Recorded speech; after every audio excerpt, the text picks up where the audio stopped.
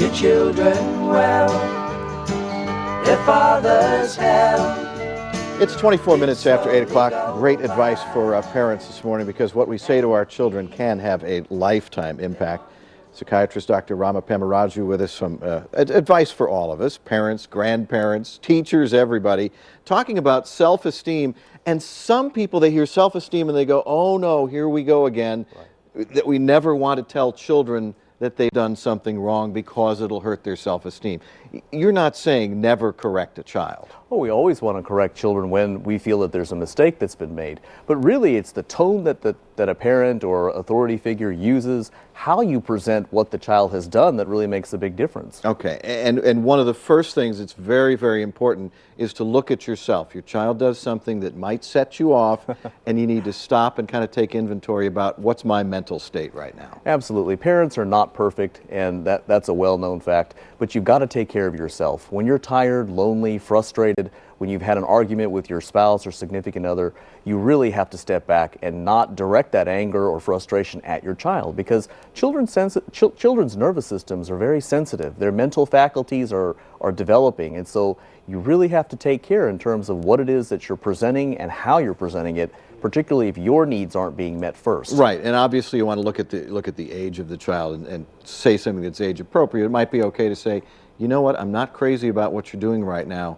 We're going to talk about this later if mom or dad is not in a great mental state to be doing Absolutely, it. And try to avoid that impulsive urge to just react. We're all reacting. We need to step back first and contemplate what we're doing and then get back into the situation. At all costs, you say, avoid derogatory remarks about your child.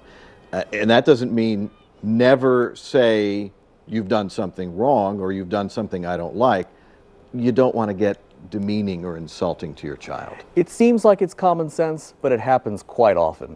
And many times parents haven't resolved necessarily what they went through as children. And much of this can be unconscious or even in our subconscious. When it comes out in terms of name calling or making rude remarks or demeaning remarks, this has an impact that goes a long way into adulthood and takes a long time to heal from. Right, and something can come out like, why are you acting so stupid right now? The word stupid is the only thing that child's going to hear and might remember for a lifetime. Absolutely. Yeah.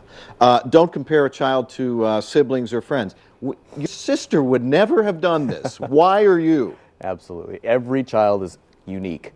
And we see this with siblings, even with twins when they're dressed alike.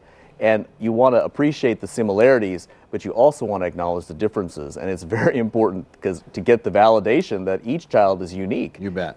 And make sure your expectations are realistic. You don't want a 3-year-old to act like a 19-year-old. You've got slightly different expectations depending on age and emotional maturity. This depends on how adults have done their homework in raising children and understanding development. Kids are not little adults. You can't just talk to them as if they're going to understand what an adult would. And so it's very important to keep that in mind. Great wisdom. And probably the best tip of all is just calm down for just a minute and think before you speak. Of course, we ought to do that between adults too. Absolutely. As well. These tips and more on our website a little bit later this morning, myfoxdfw.com, and click on Good Day. Doctor, thank you. Thank as you. Always. Great.